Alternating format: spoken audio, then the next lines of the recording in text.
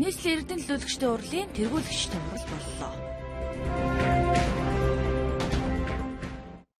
Сэтгүүлчийн цаг хөтөлбөртэй хамтаа үзэгч та бүхэнд баярлалаа.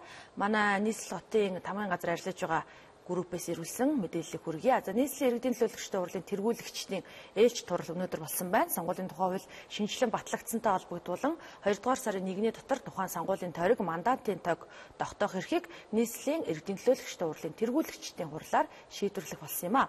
За энэ хүрээнд тэргүүлэгчид хуралдаж нийслэлийн 45 тойрогт иргэдийн төлөөлөгчдийн хурлын тэргүүлэгчдийн мандатын тог тогтоосон байна. Нийслэлийн нутаг дэвсгэрт иргэдийн төлөөлөгчдийн хурлын төлөөлөгчийг сонгох 45 тойрогт ноцтой өөрчлөлт орсонгүй.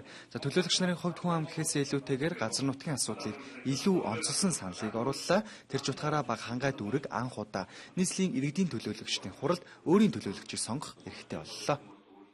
Бага хангай дүүрэг бол 2 хороо 5-6 мянган орчим иргэдтэй.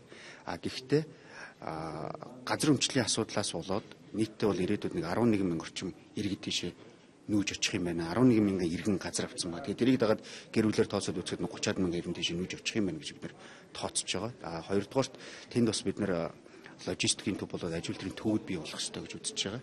Ирээдүйд бол Бахангаа дүүрэг бол дагуул хот болж хөгжих хэрэгтэй гэдэг утгаараа бид нэр энэ Бахангаа дүүргийг бол зайлшгүй одоо төлөвлөлтөй байх хэрэгтэй гэж үзэж байна.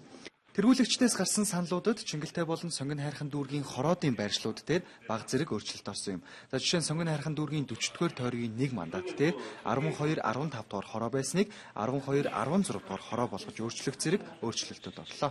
За гол нь өөрчлөлт юун дээр орсон бэ гэхээр тухайн нэг дүүргийн одоо хороодын байрлал дээр л бид нар өөрчлөлт хийсэн байгаа. Түрүүн би хэлсэн энэ хуваарлтыг хийхдээ бид нар газар зүүн байршлаар нь жишээлбэл хороодын одоо байршлан зэрэгцээ байх зарчмыг бол түлхүү барьсан.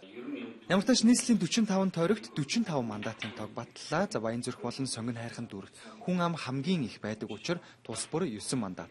Харин төвийн дүүрэг болох Сүхбаатар, Баянгол, Хан уул, Чингэлтэй дүүргүүдэд 6 мандат, Алсагдсан дүүрэг болох Налаах, Багнуур, Баг хангай дүүргүүдэд 1 мандат олгохоор боллоо.